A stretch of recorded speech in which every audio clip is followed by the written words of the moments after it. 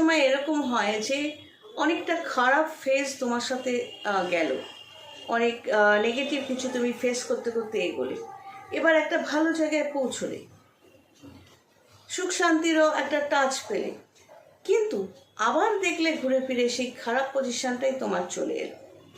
এবার এই খারাপ পজিশনটা কোনো সম্পর্কের ক্ষেত্রে হতে পারে, যেমন ধরো তোমার জন্মগত কিছু সম্পর্ক এবং জীবনের পথে চলতে কিছু সম্পর্ক তৈরি হয়েছে। এই সম্পর্কগুলোর মধ্যে সব রকম সম্পর্কের কথা বলছি। এই সম্পর্কগুলোর মধ্যে থেকে তুমি যখন ভালো একটা জায়গায় পৌঁছলে, ওইটাকে কিন্তু মেনটেন ম্যাক্সিমাম মানুষ করে না। সেই ভালো জায়গাটা সঙ্গে নিয়ে পজিটিভ চিন্তাধারা নিয়ে যদি এগোয়, তাহলে ওই পজিটিভটা থেকে যাবে। কিন্তু ম্যাক্সিমাম মানুষ কি করে, পজিটিভ জায়গায় পৌঁছানোর পরও তারা আগের যেগুলো সমাধান করতে পারেনি, যেখান থেকে মুক্তি পায়নি, যে মানুষগুলোকে সে কন্ট্রোল করতে পারেনি, যারা কন্টিনিউয়াস তার সাথে খারাপ ব্যবহার করে গেছে, ম্যাক্সিমাম মানুষ ওগুলো মনে করতে থাকে। একটা মেয়ে বা একটা ছেলে কারোর সাথে অপোজিট সেক্সের সাথে একটা রিলেশনে জড়ালো, সে মনে করবে কোথায় কোথায় গুত্তা খেয়েছে, তার সেটার সাথে এই বর্তমানটাকে তুলনা করবে। যদি বর্তমানটা ভালো সেরকমও হয়ে থাকে, সে বারবার ঘুরে ফিরে ওই নেগেটিভটাকে মনে করবে। অর্থাৎ তুমি যেটা চাইছো বা ম্যানিফেস্ট করছো সেটাই তোমার সাথে হবে, সেরকম ভাবার কারণ নেই।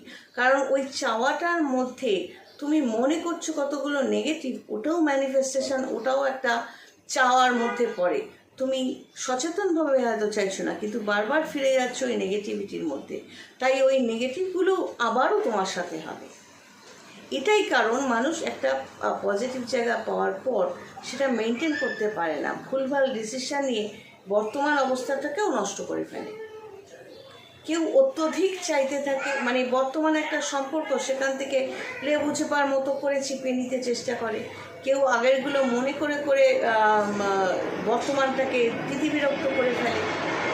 কেউ পজিটিভ হয়ে যেতে থাকে।